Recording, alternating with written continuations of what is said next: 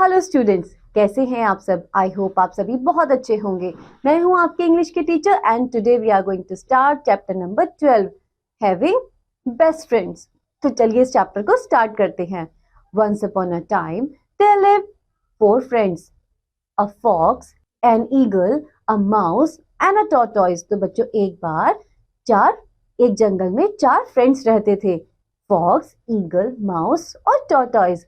This is a story of friends and their friendship, how they use their wisdom against their biggest enemy men। तो बच्चों ये जो कहानी है यह उन चारों दोस्तों की और उनकी दोस्ती पर है कि कैसे उन्होंने अपनी चालाकी से उनके सबसे बड़े दुश्मन को हरा दिया। और बच्चों उनका सबसे बड़ा दुश्मन था आदमी। One evening the mouse, the eagle and the fox were enjoying gossiping. Suddenly they heard a strange noise. They all ran to see what happened there. Exactly. तो बच्चों एक दिन शाम को वो सभी चारों दोस्त आपस में बैठ के गप्पे मार रहे थे, तभी उन्होंने एक बड़ी अजीब सी आवाज सुनी। तो बच्चों वो सभी चारों दोस्त दौड़े कि क्या है वहां पर। When they reached there, they saw that is was their friend. They saw that it was their friend. तो बच्चों जब वो वहां पहुंचे उन्होंने देखा कि यह तो उनका एक मित्र है, the tortoise। और बच्चों वो कौन था? tortoise।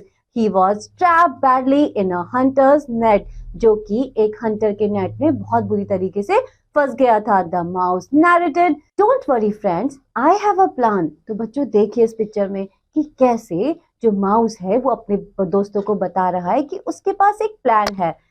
The mouse narrated the whole plan to his friends and all agreed to the plan। तो बच्चों तभी माउस ने अपना प्लान सभी फ्रेंड्स को बताया और सभी उस प्लान के लिए तैयार हो गए।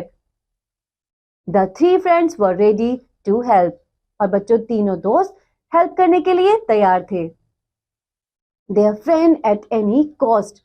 और बच्चों वो तीनों फ्रेंड अपने फ्रेंड को मदद करने के लिए किसी भी कीमत पर तैयार थे। Slowly the fox went near the tortoise and according to their plan, she lay down on the ground and pretended to be dead and breathless। तो बच्चों जो फॉक्स थी तभी वो टॉर्टॉइस के पास गई और प्लान के अकॉर्डिंग वो जमीन पर लेट गई और मरने का नाटक करने लगी। और बच्चों उसने अपनी सांस भी रोक ली। The black big eagle flew towards the fox and pretended to pick at him so that the whole scene looked real। और बच्चों जो ईगल थी वो फॉक्स के ऊपर उड़ने लगी और उसको खाने का प्रयत्न करने लगी और ऐसा दर्शाने लगी कि जो फॉक्स है वो मर चुकी है, जिससे जो बच्चों वो सीन था वो बिल्कुल असली लग रहा था। The hunter rolled up his net with the tortoise inside it. As he started walking home, he saw the fox। और बच्चों तभी जो हंटर था वो उस नेट को ले जाने लगा जिसमें टॉर्टॉइस फंसा हुआ था। और बच्चों तभी वो अपने घर की तरफ चलने लगा, तभी उसने वहां पर एक लोमड़ी देखी। He thought the fox to be dead and wanted to take it home। और बच्चों तभी उसने सोचा कि ये लोमड़ी मर चुकी है, क्यों ना वो उसे अपने घर ले जाए। So he put down the net and walked towards the fox। और उसने अपना नेट नीचे रख दिया और वो फॉक्स की तरफ जाने लगा। On the other hand, according to the plan, the eagle flew round and round the fox। और बच्चों प्लान के अकॉर्डिंग जो ईगल थी वो ऊपर चारों तरफ चक्कर लगा रही थी। He flapped his wings and did not let the hunters go near him। और बच्चों वो अपने पंखों को फड़फड़ा रही थी जिससे कि जो हंटर था वो उसके पास नहीं जा पा रहा था। The mouse crept up to the tortoise and started biting the net with his sharp teeth। और बच्चों तभी जो चूहा था वो टॉर्टॉइस के नेट के पास गया और जल्दी से उसने अपने दांतों की सहायता से नेट को कुतरना शुरू कर दिया।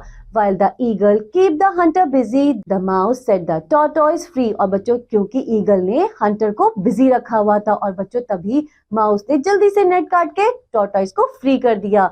Once the tortoise had escaped, the eagle let out a loud caw and flew away। और बच्चों जैसे ही टॉर्टॉइस फ्री हो गया तभी ईगल जोर से चिल्लाई और दूर उड़ गई। The fox too got up and ran away quickly। और बच्चों तभी जो लोमड़ी थी वो भी जल्दी से उठी और भाग गई। The hunter was stunned। He went back to tortoise। और बच्चों जो हंटर था वो हक्का बक्का रह गया और वापस टॉर्टोइस के पास गया, but he found that the net was torn and the tortoise had gone. और बच्चों तभी उसने देखा कि नेट तो पूरा फट गया है और टॉर्टोइस उसमें से चला गया है। Those animals were clever. If I had not been so greedy. The four friends were happy because finally they had been successful in their plan. It was a victory of their wisdom, team, work and true friendship. और बच्चों जो चारों दोस्त थे वो बहुत ज्यादा खुश थे क्योंकि उनके प्लान के अकॉर्डिंग उन्होंने सफलता प्राप्त कर ली थी। और बच्चों उनकी सफलता उनकी चालाकी के कारण, उनकी टीम वर्क के कारण और उनकी सच्ची दोस्ती के कारण थी। Those animals were clever.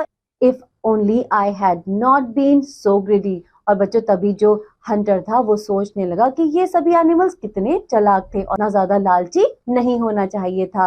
तो बच्चों इस कहानी से हमें ये शिक्षा मिलती है कि हमें हमेशा सच्ची दोस्ती और टीम वर्क में काम करना चाहिए, क्योंकि बच्चों अगर हम टीम वर्क में काम करते हैं तो हमें सफलता जरूर मिलती है। आई होप आप सभी को ये चैप्टर अच्छे से समझ में आया होगा। अब हम मिलेंगे नेक्स्ट चैप्टर में, तब तक के लिए बाय बाय।